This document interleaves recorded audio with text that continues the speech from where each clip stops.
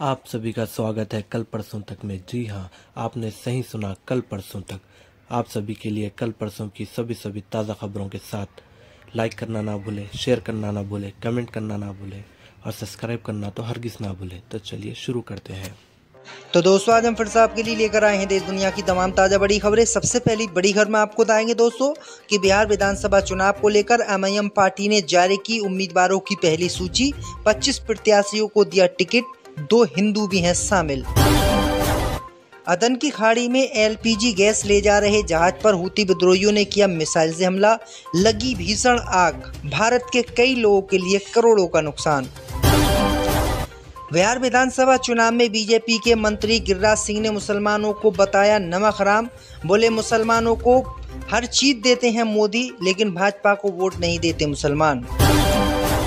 निजामुद्दीन दरगाह में दिवाली से पहले आरएसएस ने जबरदस्ती जलाए दिए, दरगाह कमेटी ने बुझाए, आरएसएस के लोग के खिलाफ दर्ज कराई एफआईआर।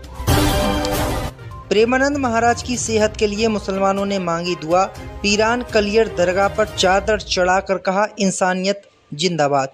तो दोस्तों, सभी खबरों को आपको एक एक कर बताने वाले हैं। वीडियो को लाइक कर चैनल को सब्सक्राइब कर दें।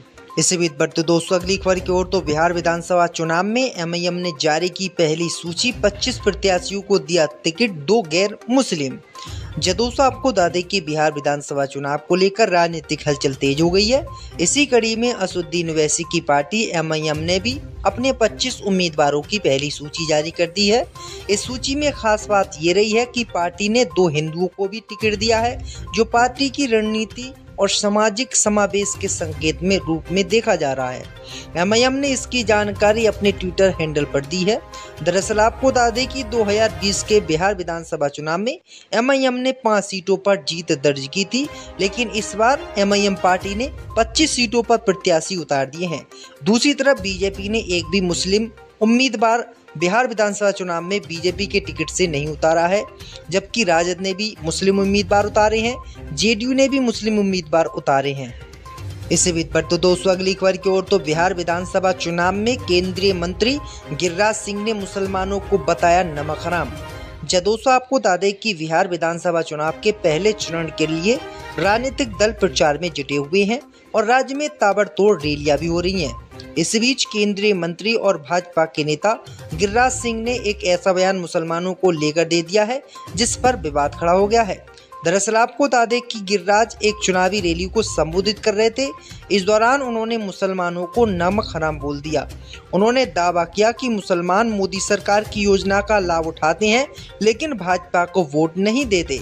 वहीं आपको बता दें कि उन्होंने कहा कि इस तरीके से मुसलमान नमक हराम हुए क्योंकि वो नमक तो मोदी का खाते हैं, मोदी की बनाई हुई सड़कों पर चलते हैं, मोदी की योजनाओं का लाभ लेते हैं, लेकिन मोदी को वोट नहीं देते हैं।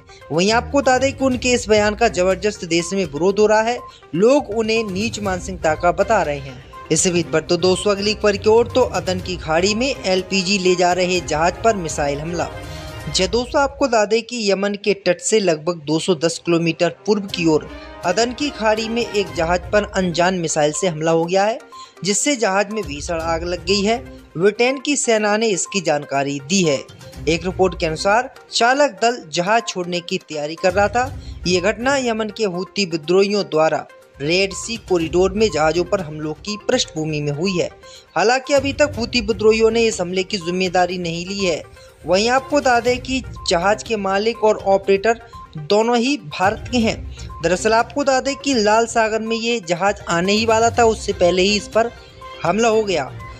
इसी बीच पर तो दोस्तों अगली खबर की ओर। तो निजामुद्दीन दरगाह में दिवाली पर जबरदस्ती आरएसएस के मुस्लिम संगठन ने जलाए दिए।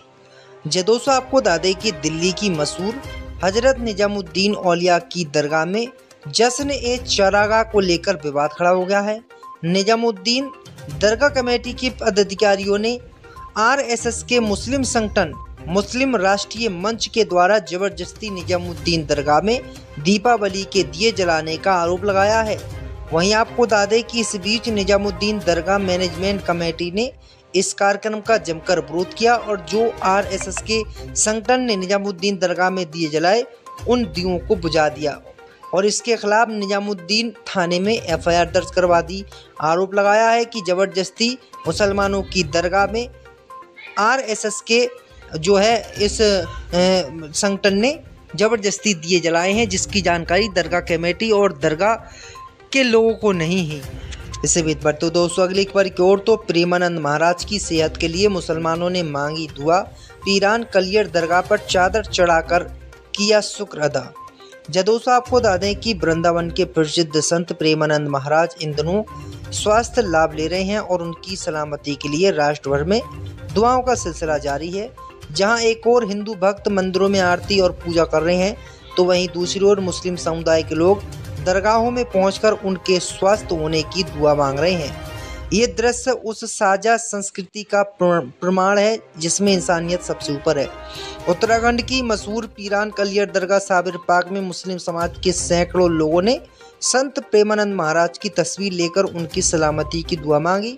दरगाह पर गुलाब की चादर चढ़ाई गई और हाथ उठाकर अर्ज की गई कि महाराज जल्द स्वस्थ होकर अपने भक्तों को आशीर्वाद दें।